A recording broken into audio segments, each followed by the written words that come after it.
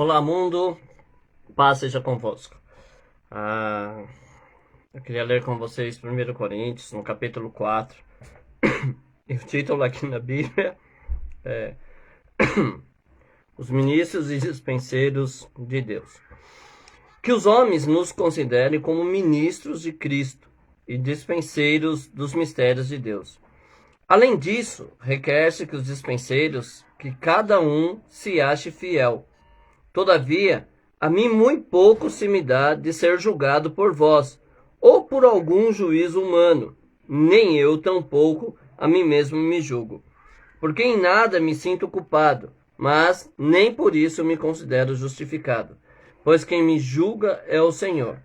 Portanto, nada julgueis antes de tempo, até que o Senhor venha, o qual também trará à luz as coisas ocultas das trevas e manifestará os desígnios dos corações, e então cada um receberá de Deus o louvor. E eu, irmão, apliquei essas coisas por semelhança a mim e a Apolo, por amor de vós, para que em nós aprendais a não ir além do que está escrito, não vos ensoberbecendo a favor de um contra o outro. Porque quem te diferença, e que tens tu que não tenhas recebido, e não recebeste, porque te glorias, como se não houveras recebido. Já estais farto, já estais rico, sem nós reinais, porventura renasceis, para que também nós reinemos convosco? Porque tenho para mim que Deus, a nós apóstolos, nos pôs por últimos, como condenados à morte, pois somos feitos espetáculo ao mundo, aos anjos e aos homens. Nós somos loucos por amor de Cristo, e vós sábios em Cristo. Nós fracos e vós fortes, vós ilustres e nós vis. Até essa presente hora sofremos fome e sede, estamos nus, recebemos bofetadas e não temos pousada certa. E nos afadigamos e trabalhando com nossas próprias mãos, somos injuriados e bendizemos, somos perseguidos e sofremos. Somos blasfemados e rogamos até o presente, e temos chegado a ser como o lixo deste mundo e como a escória de todos. Não escrevo essas coisas para vos envergonhar, mas admoesto-vos como meus filhos amados. Porque ainda que tivesses 10.000 aios em Cristo, não teríeis contudo muitos pais, porque eu, pelo Evangelho, vos gerei em Jesus Cristo. Admoesto-vos, portanto, a que sejais meus imitadores. E por esta causa vos mandei Timóteo, que é meu filho amado e fiel no Senhor, o qual vos lembrará dos meus caminhos em Cristo, como por toda parte ensino em cada igreja. Mas alguns andam inchados, como se eu não houvesse de ir ter convosco. Mas em breve irei ter convosco, se o Senhor quiser. E então conhecereis não as palavras que andam inchados, mas a virtude.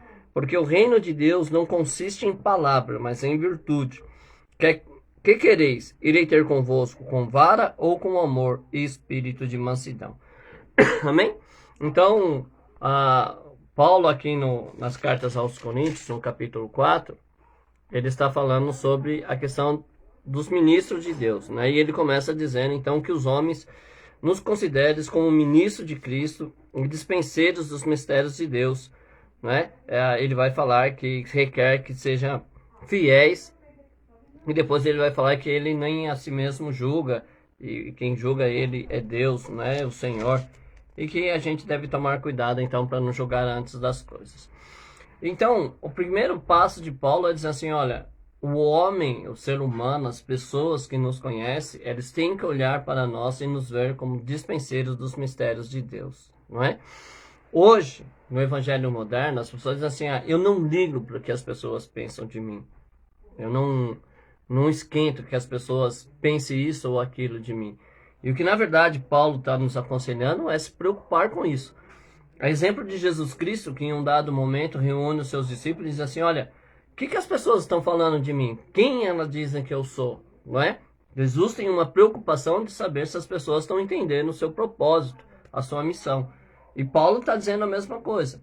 As pessoas têm que olhar para nós e nos ver como os ministros, nos ver como dispenseiros dos mistérios de Deus.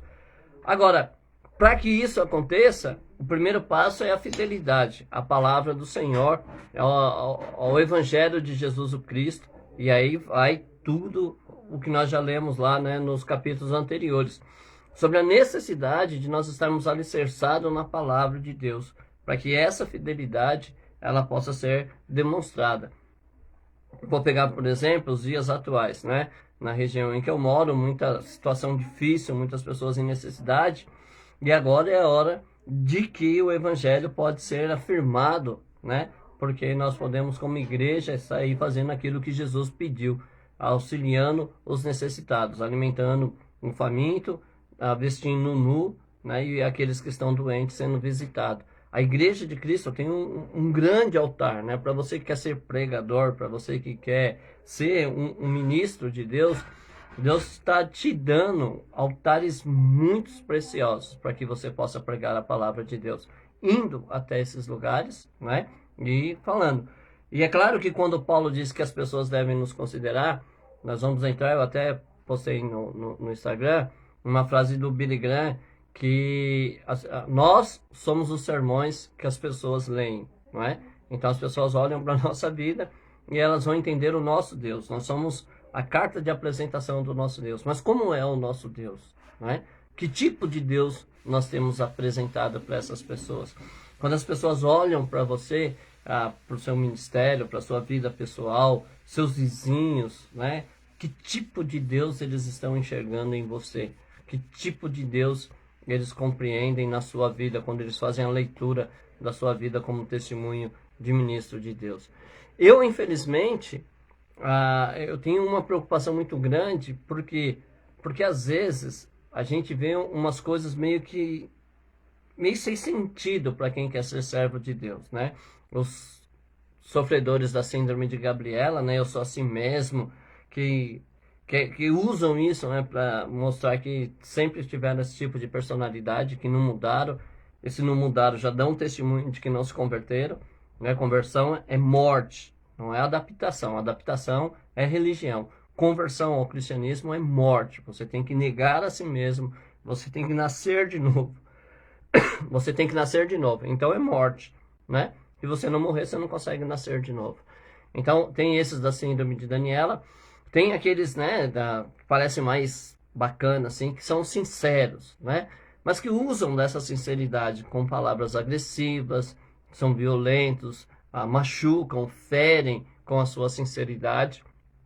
E isso também não é uma coisa proveitosa para o Evangelho de Cristo, né? Porque Jesus, ele poderia na cruz estar dizendo assim: ô seu bando de pecadores, vocês vão para o inferno porque vocês estão rejeitando aquele que veio salvar vocês. Seria a sinceridade da parte dele, e nós éramos todos assim, mas ele não faz isso, né? O propósito dele não era ferir, o propósito dele não era magoar. E a gente precisa tomar esse cuidado, para que a gente não magoe as pessoas. Há uma exortação, um ai na Bíblia, né, sobre aqueles que não entram no reino dos céus e nem deixa quem quer entrar passar. E o que acontece? Se nós não tomarmos cuidado, nós somos essa pedra de tropeço na porta da entrada do céu, né? Porque a gente se acha muito santo, a gente se acha capaz. Paulo diz assim, ó, eu não julgo, não vejo nada que possa me condenar, também não me julgo justificado, quem me julga é o Senhor, né? Senão a gente começa a achar que a gente já estamos com o domínio do reino do céu, passaporte carimbado, chave na mão da casinha que vamos ter, e aí a gente começa a julgar todo mundo, começa a ofender todo mundo, vive uma vida ruim, né, que impede as pessoas de chegarem no Evangelho e ainda acha que vai ser salvo. Então a gente tem que tomar esse cuidado, né? E aí ele vai dizer, ó, até que o Senhor venha, o qual também trará luz a todas as coisas. Há um risco no julgamento precipitado, por quê? Porque a gente às vezes não conhece verdadeiramente as informações. Eu li uma coisa muito engraçada, acho que é, se você conhece, se você sabe de ouvir, só de ouvir, então você não sabe, né? Se você sabe e não viu pessoalmente, então você não sabe. Então, para que a gente possa julgar, a gente tem que conhecer os fatos. E a gente não conhece os fatos, se são verdade ou não, então é melhor se calar. Eu me lembro de uma cantora muito famosa, né? Que acho que nesse tempo que eu estou no Evangelho, já os rumores dela ter desviado aí, já faz, sei lá quantas vezes surge isso. E cada vez que surge esse rumor, ela lança um CD novo, né? Com músicas abençoadas que nos fazem refletir sobre a nossa vida com Deus. A gente ouviu muitas histórias e infelizmente, né, eu mesmo no tempo da minha ignorância, eu posso ter repassado essa informação sem eu saber se era verdadeira ou não, né? Já ouvimos de cantores, de pregadores, e às vezes surge um boato e a gente nem sabe se é verdade ou não, a gente já toma uma posição de julgamento, de condenação, e a gente acaba até cooperando com o inferno, né? Denigrindo a imagem de alguém, e é muito perigoso isso. Então, um conselho que eu daria a você, não julgue, né? Não julgue porque você não sabe, você não conhece os porquês, os motivos, e nem Deus julga sem saber o motivo, né? Ele mesmo diz assim, ó, me apresente as vossas causas para que eu possa julgar-te, né? Então, entenda que nós temos os nossos padrões e nós muitas vezes dizemos assim, ó, eu não tomaria tal decisão. E é fácil a gente falar isso quando a gente não está na pele da pessoa, né? Eu vi até um filósofo brasileiro, Leandro Carnal, ele estava dando uma palestra, ele estava falando isso. É muito fácil eu, por exemplo, dizer assim, eu não vou usar um produto pirata, né? Pirataria é crime, eu não uso um produto pirata quando eu tenho condição de ter um original, né? Quando eu tenho a condição de ter um original, eu posso condenar a pirataria, porque eu não vou precisar ter isso, né? Mas e se eu não tivesse? Será que eu teria esse mesmo pensamento? Né? Então, julgar é muito, muito perigoso, principalmente se a gente não tiver condição de fazer isso, não conhecer todos os fatos, não tiver analisado de todos os ângulos, não tiver se colocado na posição de quem está ali, né? Pastor Romildo diz que quando a gente faz alguma coisa é porque a gente se convenceu de que a gente tem um motivo para fazer.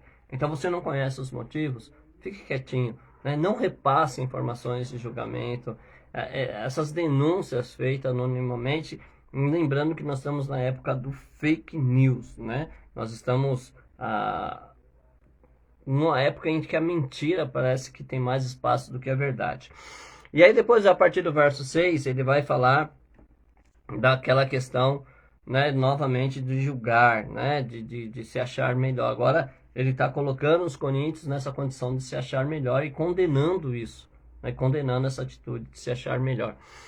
Eu não sei se você já ouviu isso, né, ou se você já percebeu isso. Existem alguns pregadores da palavra de Deus, eles se acham outro nível, né? São os top da galáxia lá, né? Os caras, eles pregam e eles falam das suas obras, da forma que eles fazem as coisas com tanta excelência, que a gente mortal olha para eles e fala assim, não dá para chegar nesse nível, cara. O cara tá muito acima da gente, né? Pregadores que pagam preço, que, sabe, às vezes querem se colocar como exemplo, e não é errado, a gente deve realmente em tudo nos dar, por exemplo, de boas obras, mas às vezes as condições que eles colocam não devem nem ser seguidas, né? Que é a soberba, o orgulho, a arrogância. E Paulo está condenando isso, né? Ele faz algumas perguntas, tipo, o que você tem que você não recebeu? E se você recebeu, por que você se vangloria? E aí é uma coisa que eu sempre bato mesmo, quem me conhece sabe que eu vou falar muito sobre isso, que é a questão do pagar preço, né? Quando você paga o preço, então você tem mérito. E se você tem mérito, se você pagou para ser pregador, se você pagou o preço para ter dom, se você pagou o preço para ser alguma coisa na obra de Deus, Deus te deve isso. Então você já não está mais incluído no Evangelho da Graça. O Evangelho da Graça é Deus agindo pela vontade dele, sem mérito humano algum, não é? Sem mérito algum. É claro que a santificação ajuda você a ser usado por Deus, o seu desejo de ser mais cheio de Deus, estar mais perto de Deus, ser mais amigo de Deus, isso vai te proporcionar mais oportunidade, né? Mas isso não é um preço que você paga, tá? O Evangelho de Jesus é de graça, é favor imerecido. E Paulo condena essa atitude de a gente querer, né, se vangloriar. E eu mesmo, por exemplo, eu gosto muito de falar da Bíblia Sagrada, eu gosto muito de estar reunido com os amigos falando assim, e às vezes, né, a gente cai na loucura de achar que sabe alguma coisa, que já leu bastante a Bíblia, que não é verdade isso, né?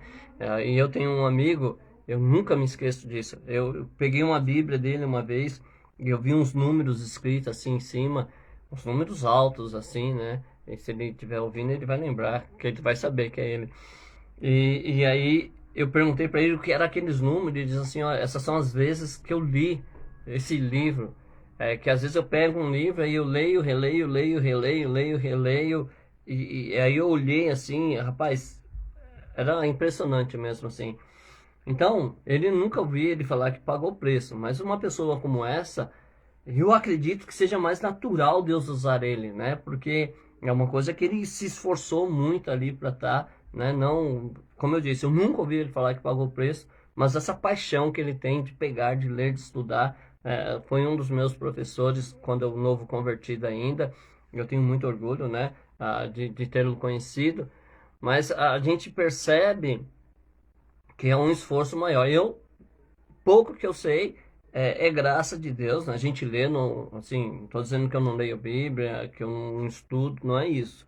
Mas não tanto quanto eu devia, talvez, né? E talvez hoje seja até um sinal, assim, que, ó, vai estudar, sai do comodismo e vai ler, vai estudar, vai meditar, vai buscar informação, né? Talvez Deus esteja falando comigo.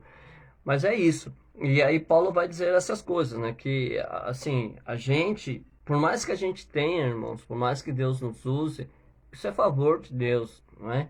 Não é pra gente bater no peito, não é pra gente ignorar ninguém, não é pra gente se achar mais do que ninguém. Você se dar por exemplo, e aí as pessoas vão seguir isso. Mas se você, por exemplo, é uma pessoa que lê muito a Bíblia, as pessoas que se aproximarem de você, e ver você lendo, né? Não é falar que lê também, né? Que tem irmão que fala que lê a Bíblia, quando abre a boca eu tenho minhas dúvidas. Mas quando você lê e as pessoas veem isso, uma hora ou outra ela vai pegar você com a cara na Bíblia e isso vai inspirar ela, né? A buscar, a ler mais, ainda mais se você realmente for um fiel ministro dos milagres de Deus. Quando falar das coisas que são condizentes a Deus, né? Paulo dá um conselho aqui para a gente não ir além daquilo, né, que nós já fomos capacitados. Quer dizer, às vezes nós temos pregação e a gente usa tantos recursos, principalmente as filosofias orientais, né, que são filosofias lindas, né, de humanismo muito grande, mas que às vezes trazem preceitos contrários da Bíblia e a gente usa isso como recurso para fazer uma pregação mais bonita, mais emocionante, e a gente tem que tomar esse cuidado com isso também, para que a gente possa ter. E aí ele vai falar, né, da própria questão agora de ter gerado os coríntios na fé, né? Para quem já fez isso, eu não posso dizer que eu tenho filhos na fé, quem sabe um dia Deus me dará. Eu tenho muitos filhos que me chamam de pai, né, que a gente chama de filhos da fé, mas eu não gerei eles, né? Não são pessoas que eu acompanhei desde o início. Talvez um ou outro deva existir por aí. Mas eu não posso dizer isso. Mas Paulo está dizendo, eu gerei vocês, eu fui, né, fundador da igreja, tal, essas coisas todas. Vocês podem ter muitos ai, mas pai, fui eu que gerei vocês. E eu penso no orgulho de Paulo falar isso, né? Ó, eu gerei, né? Eu acompanhei da conversão, da instrução, e hoje já tem aí dons, já estão até achando que são alguma coisa, e isso é fruto meu. E aí eu queria que você pensasse em você, né? Quantos discípulos você já formou mesmo assim? Quantas pessoas que podem dizer assim, ó, não, eu tô no evangelho porque o Alexandre ali me instruiu, eu tinha dúvidas e ele foi assim uma pessoa que falou da verdade, que mostrou a verdade para mim. Eu sou grato a Deus. Eu sempre falo com muito orgulho, né? Acabei de falar do nosso irmão Elias, como ele lia a Bíblia, que foi um exemplo grande para mim, né? E fora o companheirismo dele nas orações, mas o nosso saudoso irmão Joaquim, né? Que morava ali atrás da Igreja Católica, foi assim o primeiro grande mestre foi ele. Eu, quando aceitei Jesus, ele não era da mesma igreja que eu. Na verdade, ele tinha alguns problemas com as igrejas locais ali, principalmente as pentecostais. Eu aceitei Jesus numa igreja pentecostal e ele tinha alguns problemas porque na época um dos filhos dele era técnico de televisão e as igrejas não entendiam muito, e ele tinha uma mentalidade além do seu tempo, né?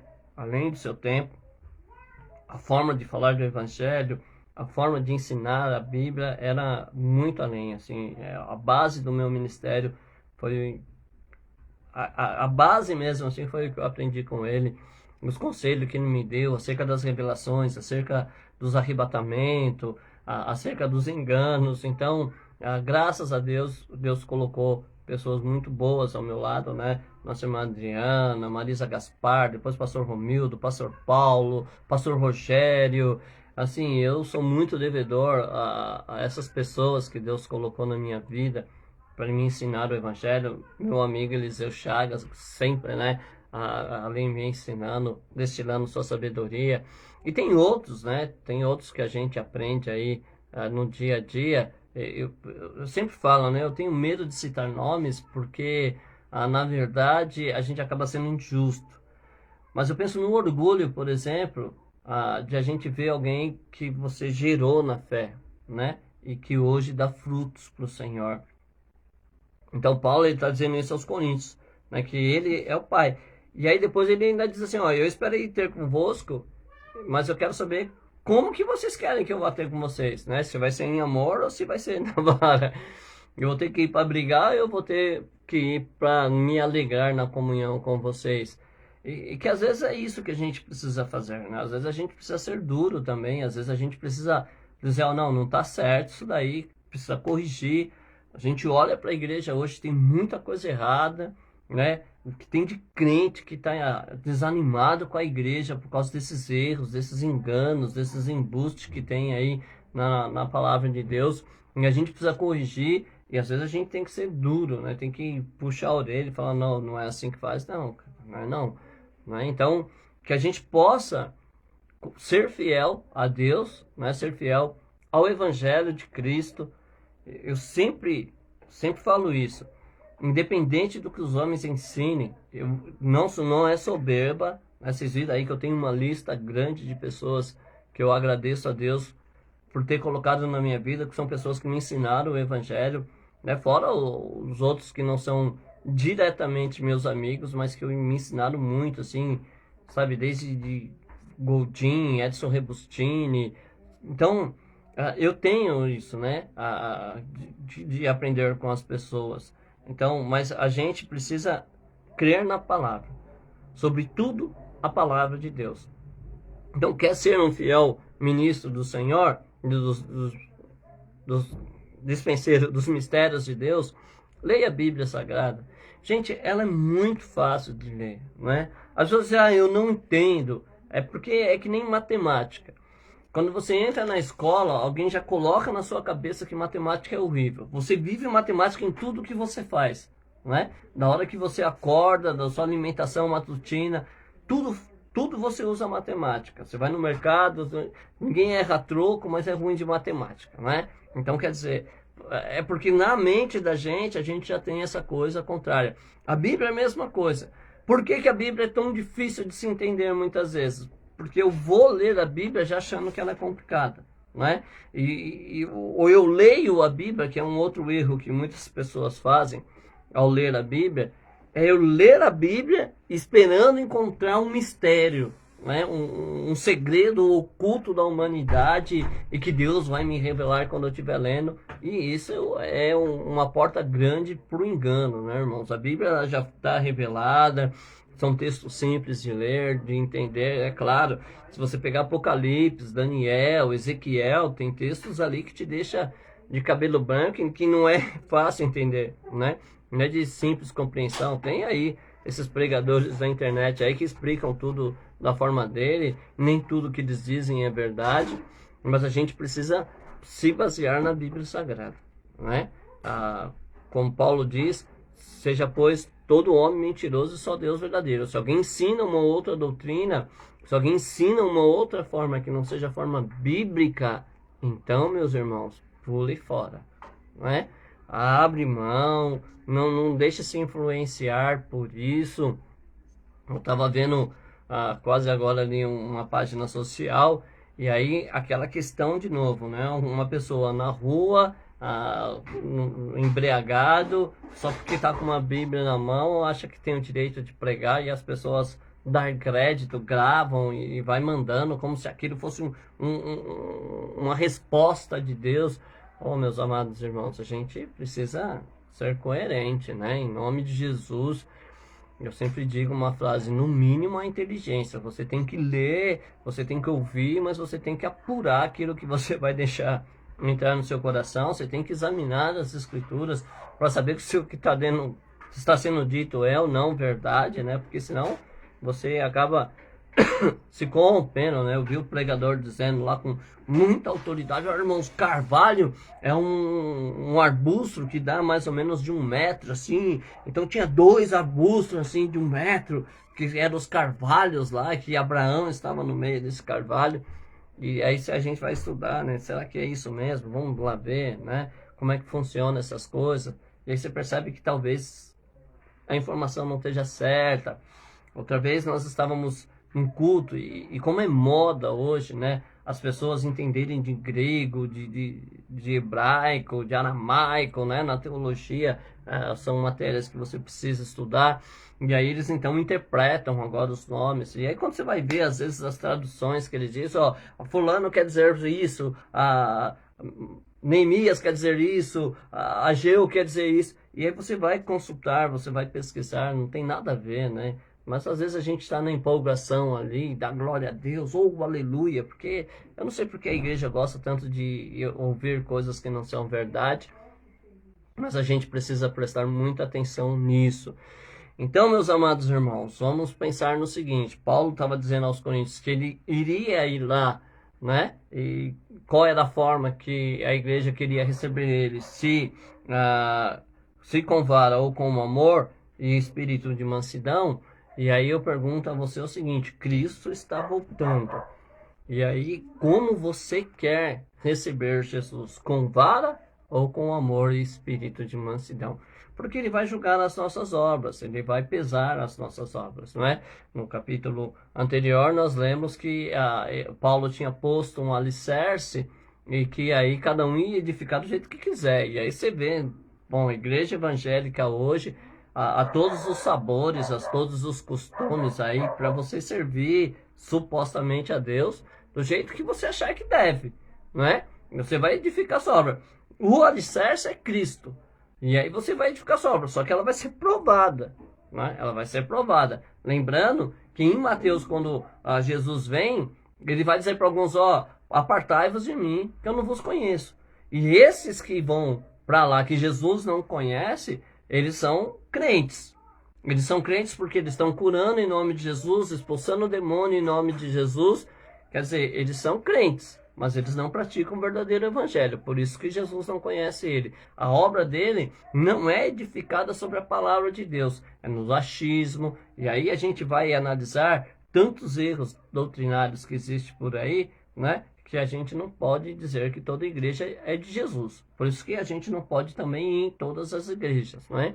Tem igreja que só o nome já assusta. Então, pare um pouco, pense, analise. Se você serve a Deus na sua igreja, né, e está sendo alimentado pela verdade, crie raiz aí, né? Não precisa mudar. A gente não tem intenção de que ninguém saia de igreja nenhuma, que Deus possa usar cada um no ministério que está aí para edificar essa verdade. Paulo começa Coríntios, vou dizer de novo. Ele diz assim, ó: saúdo a igreja de Deus. Ele vai falar de muitos erros, de muita coisa que está errada, mas ele diz assim: eu saúdo a igreja de Deus. Então Paulo não está querendo que os coríntios deixem de congregar ou que as pessoas saiam de Coríntios. Paulo está querendo que a igreja de Coríntios seja corrigida. Paulo está dizendo que a igreja precisa acordar para algumas coisas que estão acontecendo e corrigir isso, de preferência com mais agilidade, porque Jesus está voltando e a gente não sabe quando. Pode ser hoje, pode ser amanhã. O conselho de Paulo depois é que a gente conduza a igreja como uma noiva, imaculada, sem ruga e sem mancha. Isso é um dever do ser humano, né? Não é uma coisa que Deus vai fazer. Ele deu a nós essa responsabilidade. E nós precisamos cuidar disso. Nós precisamos zelar da nossa igreja. Se tem jeito de a gente combater os erros e os enganos, façamos isso, né? O conhecimento de Deus não é para você se rebelar contra ninguém. Frase de pastor Juraci, não foi chamado para rebelião. Eu nunca vou esquecer essa frase, né? Numa questão que os irmãos foram procurar ele e era para se levantar contra o presidente da obra que na época a gente congregava, e ele disse, eu não fui chamado para rebelião. Então, Deus não está dando conhecimento para ninguém se rebelar. Deus está dando conhecimento para ajudar na edificação da igreja. Deus quer que a gente aprenda, Deus quer que a gente leia a Bíblia, para que juntos nós venhamos edificar a igreja de Cristo. Para que juntos nós venhamos chegar, né, como diz Filipenses, na estatura de varão perfeito, pela unidade. Então, irmãos, vamos nos unir, né, vamos lutar pelo Evangelho. Existe muita coisa que está errada hoje nas igrejas, mas nós precisamos lutar juntos. E eu tenho uma definição que aqui em casa eu uso bastante, não é? Que a escuridão, as trevas, ela só reina na ausência da luz, não é? Então, se você está numa igreja e você acha que tem coisas lá que precisam ser corrigidas, sair de lá não adianta. Você vai estar entregando ela às trevas. Se você acha que ela precisa ser corrigida, e não é você acha, né? Você acha o que eu falo porque você leu na Bíblia e entendeu que está errado. Procure o seu pastor, procure a pessoa que está envolvida com esse erro e tente corrigir. Se não for possível, então sim, o conselho para que você ore a Deus e Deus vai te conduzir a um lugar onde você possa crescer e frutificar. Às vezes é só o solo que não dá para o tipo de planta que você é, né? Eu já disse, eu não sou especialista nisso, mas eu sei que as plantas elas precisam de um solo e um clima específico. Talvez você está num lugar, não está frutificando porque não é o lugar que você deve estar. E aí, ore a Deus, Deus vai te dar uma direção, de preferência um lugar que você possa expressar isso e as pessoas estejam dispostas a aprender com a Bíblia, né? Aprender com a Bíblia. Eu sempre digo o seguinte, eu não tenho razão. Eu acho que a razão é o câncer da sociedade moderna. Então eu não quero ter razão. Eu quero falar da Bíblia, o pouco que eu sei, ensinar o pouco que eu sei.